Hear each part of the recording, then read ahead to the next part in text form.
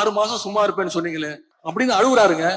6 மாசம் சும்மா இருப்பேன்னு சொன்னீங்கல்ல, இப்பெல்லாம் பேசலாமா அப்படின்னு புலம்புறாரு. நாங்கள் கண்ணியமாக இருப்போம். இதுல வேற ஆட்சி கலைஞ்சிருச்சு அப்படின்னா கவர்னர் ஆட்சி வந்துரும், மத்திய அரசு உள்ள வந்துரும், ஒன்றிய அரசு.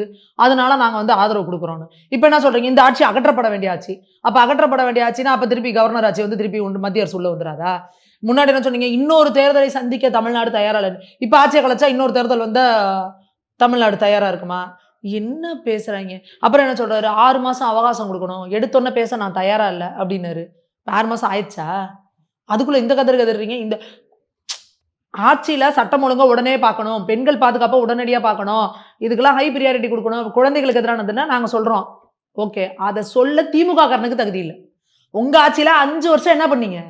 5 வருஷம் கோமா ஸ்டேஜ்ல உட்கார்ந்து இருந்துட்டு, ஒண்ணுமே பிரச்சனை கிடையாது. எல்லாம் நாங்க போயிட்டு ஏங்க பெண்களுக்கு எதிரான இத்தனை பாலியல் குற்றங்கள் டிபேட்ல சொன்னனா, உத்தரப்பிரதேசத்த பாரு, மத்திய பிரதேசத்த பாரு, பீகார பாரு, மணிப்பூர பாருன்னாய்ங்க.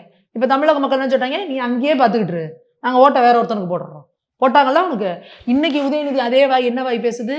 இது தமிழகமா? உத்தரப்பிரதேசமா? எப்படி?